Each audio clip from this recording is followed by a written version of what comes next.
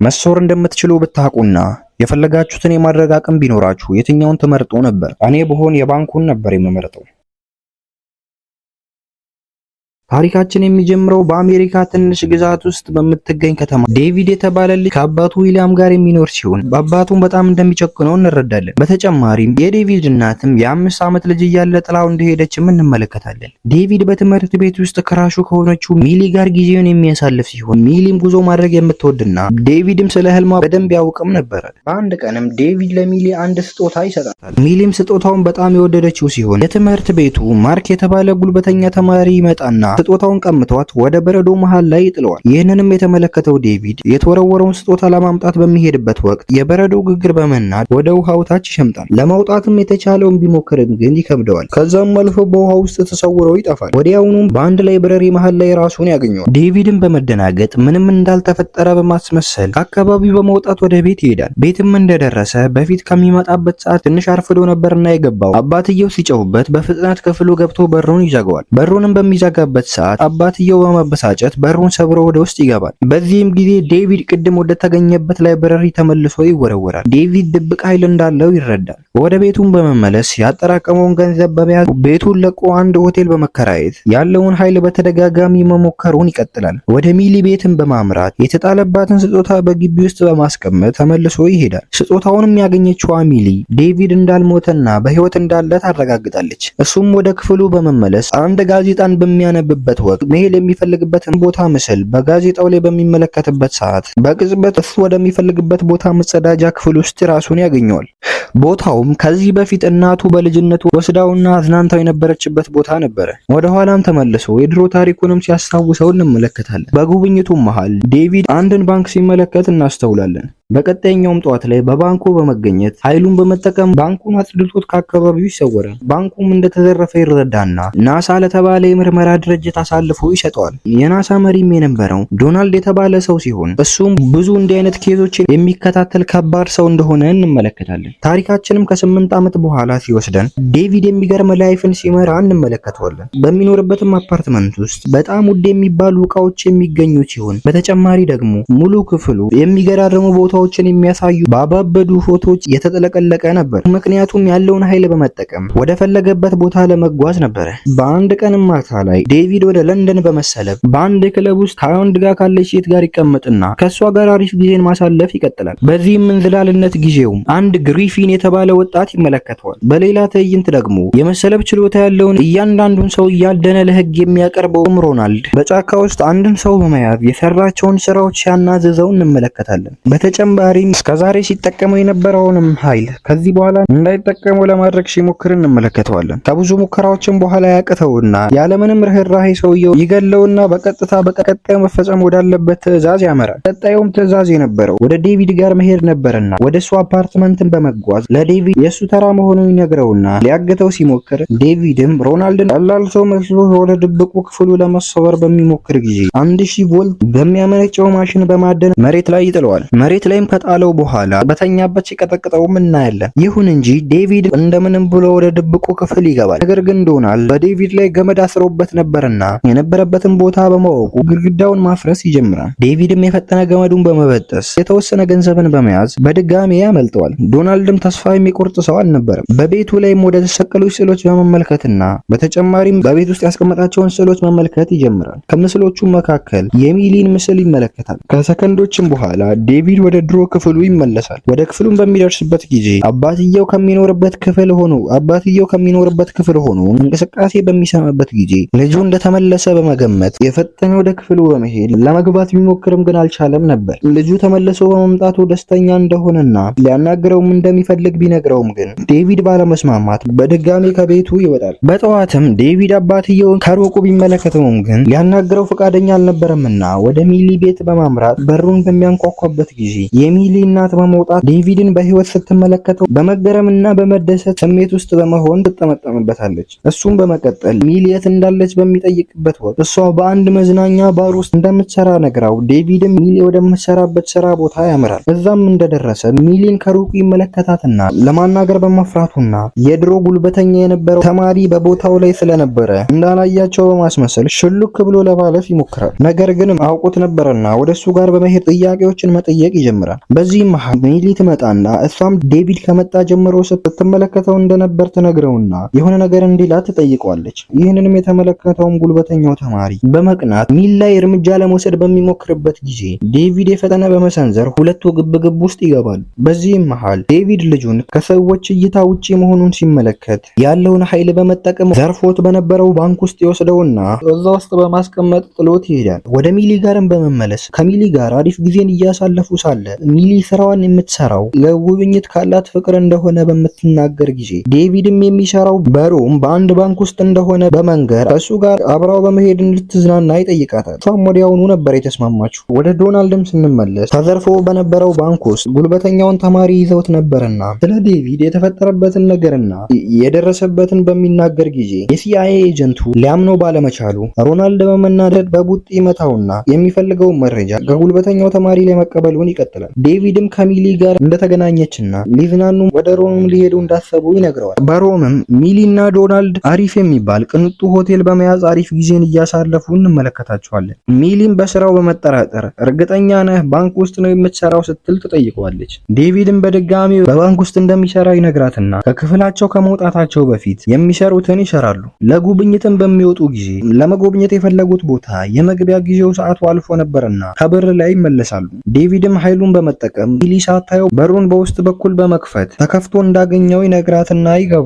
በተጨማሪም ውስጡን በሚጎበኙበት ጊዜ የተዘጉ በሮችን በሚመለከቱበት ወቅት እንደለመደው ኃይሉን በመጠቀም ከፍተውና ያስገባት ይጀምራል። ዴቪድም ሚሊ በማትመለከተው ወቅት ከትላልቅ ቦታዎች ላይ ወደ ዝቅተኛ ቦታዎች እየተሰለበ በመንቀሳቀስ ላይ ሳለ ግሪፊን የተባለውን ልጅ ይመለከተዋል። ግሪፊን ማለት የሆነ ጊዜ ዴቪድ በመሰለ ወደ ለንደን ሄዶ ከሰው ጋር ካለች ሴት ጋር ሲዝናና በነበረበት ሰዓት የተመለከተው ልጅ ነበረ። ይሁን እንጂ ዴቪድ ግን ችላ በማለት የራሱን ስራ መስራቱን ይቀጥላል። በዚህም ጊዜ ግሪፊን ወደሱ ጋር በመምጣት ፊት ለፊቱ ይቆምና ይሰወራል። በተጨማሪ የሚሰለቡ ሰዎች በተለያዩ የዓለም ክፍሎች እንዳሉና ተሰላቢ ያልሆነ ሰውን ወደዚህ ቦታ በማምጣቱ ጥሩ ስራ እንዳልሰራ መንገር ይጀምራል። በዚህም መሃል ፓላዲን የተባሉ ሰላዮች ወደ ውስጥ በመግባት ሁለቱን ማባረር ይጀምራሉ። ዴቪድም በዚህ መደናገጥ ይጀምራል። ነገር ግን ግሪፊን ከዚህ በፊት እንደዚህ አይነት ገጠመኞች ብዙ ጊዜ አጋጥሞት ስለነበረ ብዙም አልተደነባበረም ነበርና በሰከንዶቹ ሰዎቹን ሾርባ በሾርባ በማድረግ ይዘርራቸዋል። በተጨማሪም ግሪፊን ከመሰወሩ በፊት ለዴቪድ ስለ ፓላዲን የተባለው ድርጅት ይነግረዋል። በዚህ ሰዓትም ያስጎብኚው ድርጅት ተቀጣሪ በጩኸት እርዳታ መጠየቅ ትጀምራለች። ወዲያውኑም ዴቪድ በመሰለ ወደ ግሪፊን ጋር ይደርሳል። ዴቪድም ትዝ ሲለው ሚሊን እዛው ረሷት እንደመጣ ያስታውስና እሷን ለማስወጣት ወደ ቦታው ይመለሳል። እሷንም ይዟት በሚወጣ ጊዜ ፖሊሶች ከውጭ ሆነው እየጠበቋቸው ነበርና ሁለቱንም በቁጥጥር ስር ያውሏቸዋል። ለ8 ተከታታይ ሰዓትም እነሱን በጥያቄ ማፋጠጣቸውን ይቀጥላሉ። በዚህም ወቅት በቁጥጥር ስር የዋሉት በሮም ስለሆነ ያላቸው ዜግነት ደግሞ የአሜሪካ በመሆኑ የኤምባሲያቸው ተወካይ በመምጣት የታሰሩበትን ትፈታና እንዲያመልጡ ትረዳቸዋለች። እሱም የሷን ምክር በመስማት ለማምለጥ በሚሞክርበት ጊዜ ፖሊሶች ሊይዙት ይሞክራሉ። ነገር ግን እሱን ለመያዝ የመጣውን ፖሊስ ወደ ኢጂፕት በመውሰድ እዛው ጥሎት ይመለሳል። ወደ ፖሊስ ጣቢያውን በመመለስ ሚሊን ያስመለጣትና ወደ ኤርፖርት ይሄዳሉ። ለሚሊም ወንጀል ነጻ ተብለው እንደወጡ የነገራት ሲሆን የፈጠነም ወደ ኤርፖርቱ መሄድ እንዳለባቸው ይነግራታል። እሷም ለምን እንደሚያቻኩላት ትጠይቀዋለች። ነገር ግን ዴቪድ ምንም ቃል ሳይተነፍስ ነበር በቦርሳ ውስጥ የያዘውን ገንዘብ እያሳያት እሱና እሷ ከዚህ በኋላ አብረው መቀጠል እንደማይችሉ ይነግራታል። በተጨማሪም እሱ እጅ ሊሰጥ እንደሆነና እሷንም ወደ ሀገሯ እንድትሄድ ያረጋታል። ወደ ዶናልድም ስንመለስ እሱ የላካቸው ቡድኖች እንደተሸነፉና እንዳልቻሉት ይነግሩታል። ዶናልድም ዴቪድን መያዝ በጣም ከብዶት ስለነበረ ሌላ አማራጭ ማሰብ ይጀምራል። ወደ አባቱ ጋርም በማምራት እንዲተባበረው ይጠይቀዋል። የዴቪድም አባት ልጁን ካየው 8 ዓመት እንደሞላውና ቢያገኘው እንኳን አሳልፎ ሊሰጠው እንደማይችል ይነግረዋል። በዚህም ዶናልድ ሲናደድ እንመለከተዋለን። ዴቪድ እና ግሪፊን ደግሞ ስለ ፓላዲንስ እያወሩ እንመለከታቸዋለን። ግሪፊን ለዴቪድ ፓላዲን የተባሉ ሰዎች የሚሰለቡ ሰዎችን የማያመጡ ከሆነ አንድ የሚወዱትን ሰው እንደሚገሉባቸው ይነግረዋል። ይህንንም ስራቸውን ለዘመናት ሲያከናውኑ እንደነበረና አሁንም እየሰሩት እንደሆነ ይገልጽለታል። ዴቪድም ይህንን ሲሰማ መጨነቅ ይጀምራል። አሁን ሚሊ ሰላማዊ ጉዞን እያደረገች ነው። ዴቪድ ደግሞ ወደ ቤቱ በመመለስ አባትየው ክፍል በሚያመራ ጊዜ አባትየው ተገሎ መሬት ላይ ተዘርሮ ይመለከተዋል። የፈጠነ ወደ ሆስፒታል በመውሰድ ሊያድነው ቢሞክርም ግን ዶክተሮቹ ምንም ሊያደርጉ አልቻሉም ነበር። ዴቪድም በመበሳጨት ወደ ፖሊስ ጣቢያ በማምራት ጉልበተኛ የነበረውን ተማሪና ፖሊስ ጣቢያ ውስጥ የጣለውን ልጅ በማነቅ ለዶናልድ ሁሉንም ነገር የነገረው እሱ መሆኑን ያወጣጠዋል። ዴቪድም የፈጠነ ሚሊ ወደ ከተማው ከመድረሷ በፊት እሱን ማጥቃት እንዳለበት በመወሰን የፈጠነ እሱን ማፈላለግ ይጀምራል። ወደ ግሪፊን ጋርም በማምራት የት ሊያገኘው እንደሚችል ይጠይቀዋል። ግሪፊንም ሮናልድ በጣም ከባድ ሰው እንደሆነና እሱም ሊያግዘው እንደሚፈልግ ይነግረዋል። ነገር ግን ዴቪድ ብቻውን መሄድ እንደሚፈልግና እንደሚጨርሰውም ዝቶ ይሄዳል። ዴቪድም ሮናልድን ፍለጋ ወደ ቶኪዮ ያመራል። ግሪፊንም ተከትሎት በመጓዝ ቡድን እንዲሆኑ በመለመን ማጨናነቅ ይቀጥላል። ግሪፊንም አንድ መኪናን በመስረቅ እንዴት በመኪና መሰለብ እንደሚችል ያሳየዋል። ዴቪድም ከዚህ በፊት እንደዚህ አይነት ነገር ሞክሮ ስለማያው መገረሙን ይቀጥላል። በመጨረሻም ሁሉም ተስማምተው አብረው ወደ ኤርፖርት ያመራሉ።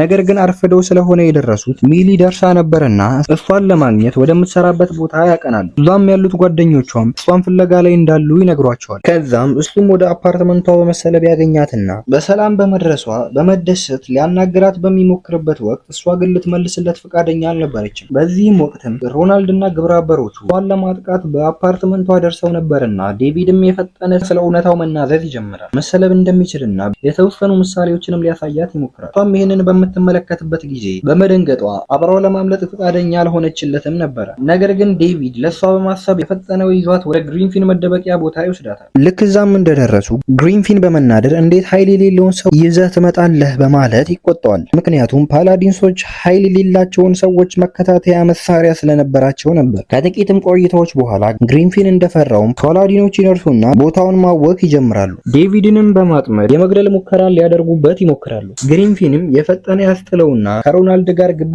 ውስጥ ይገባሉ። ሮናልድም የተለያዩ የቴክኖሎጂ ማሽኖችን በመጠቀም ነበር የሚፋለመው። በተቃራኒው ደግሞ ኃይሉን የሚጠቀመው ግሪንፊን ወደ ከተማው በመሰለብ አንድ ትልቅ ባስ በመሸከም ወደ ነበረበት ይመለስና ባሱን ሮናልድ ላይ ይጥለዋል። ነገር ግን ሮናልድ አሁንም ምንም ሊሆን አልቻለም ነበር። በዚህም ተስፋ ያልቆረጠው ግሪንፊን የተለያዩ ሙከራዎችን መሞከሩን እንደቀጠለ ሲሆን ሚሊ ደግሞ ወደ ዴቪድ በመምጣት ወደ ቤት እንዲወስዳት በመማጸን ላይ ሳለች ዴቪድ ከልጅነቱ ጀምሮ የሚወዳት ብቸኛዋ ሴት እሷ እንደሆነችና ሌላ ሴትም እንደማያውቅ ይናገራል። በዛች አጭር ሰከንዶች ውስጥም አሪፍ የሆነ ንግግርን ቢያደርጉም ግን በመሃል ግሪንፊን የፓላዲኖችን ማሽን ይዞ ወደ እነሱ ጋር ይመጣል። ከዚህ በኋላም ፓላዲኖቹ እነሱን የመከታተል ምንም አይነት አቅም እንደሌላቸውም ይነግራቸዋል። ይሁን እንጂ ሮናልድ የዋዛ አልነበረምና ግሪንፊን ባስ ሊያመጣ የሄደበትን ቀዳዳ ክፍት ትቶት ነበርና ሚሊን ይዞ የፈጠነ በቀዳዳው በኩል ያመልጣቸዋል። ዴቪድም ሊያድናት ለመሮጥ በሚሞክርበት ወቅት ግሪንፊን ያስቆመውና የተጠመደ ቦምብ ክፍል ውስጥ እንዳስቀመጠና በክፍል ውስጥ ያሉ የፓላዲን አባላቶች እንደሚሞቱ ይነግረዋል። በተጨማሪ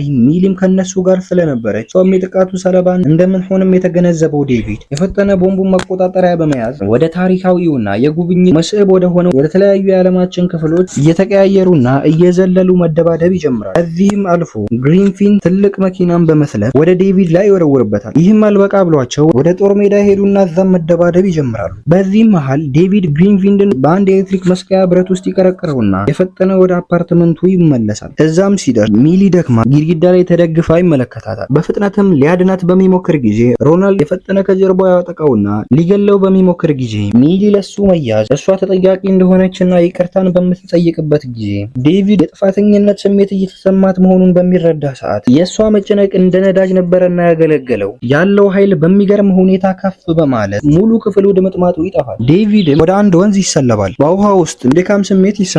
በዚህም ጊዜ ሚሊ የፈጠነ ትደርስና ድሮ ወደተሰለበበት ላይብረሪ ተያይዘው ይሰለባሉ። በቦታውም ላይ ሚሊ ዴቪድን ከቀሰቀሰችው በኋላ ነቅቶ ሲመለከት አሁንም ድረስ ሮናልድ እየተከታተላቸው መሆኑን ይመለከታል። የፈጠነ ሚሊን ደህንነቷ ወደሚጠበቅበት ቦታ ይወስዳትና ሮናልድን ይዞት ወደ አንድ ትልቅ ካንሎን ወደ ተባለ ቦታ ይወስደዋል። በቦታውም ላይ ጥሎት ከመሄዱ በፊት ሮናልድ ዴቪድ ጥሩ ሰው መሆኑን መጥፎ ቦታ ላይ ጥሎት መሄድ እየቻለ ወይንም ደግሞ ገሎት መሄድ እየቻለ እዚያ አምጥቶ ስለጣለው እያመሰገነው እንመለከታለን። ከብዙ ቀናትም በኋላ ዴቪድ ስለ እናቱ የሆነ ፍንጭ በማግኘቱ ወደ አንድ በበረዶ የተከበበች ቤት ያመራል።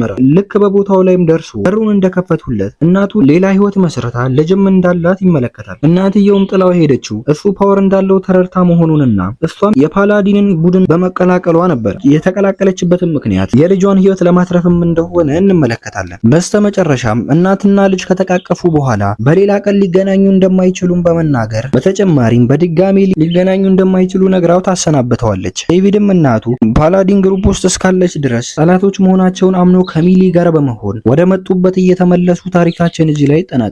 ለዚህ ዩቲዩብ ቻናል አዲስ የሆናችሁ ሰብስክራይብ በማድረግ ይህ ቪዲዮም እንደሚመቻችሁ ተስፋ አደርጋለሁ። ላይክ እያደረጋችሁ በቀጣይ ባበደና በሚገርም ፊልም እስክንገናኝ ቸር ሰንብቱ።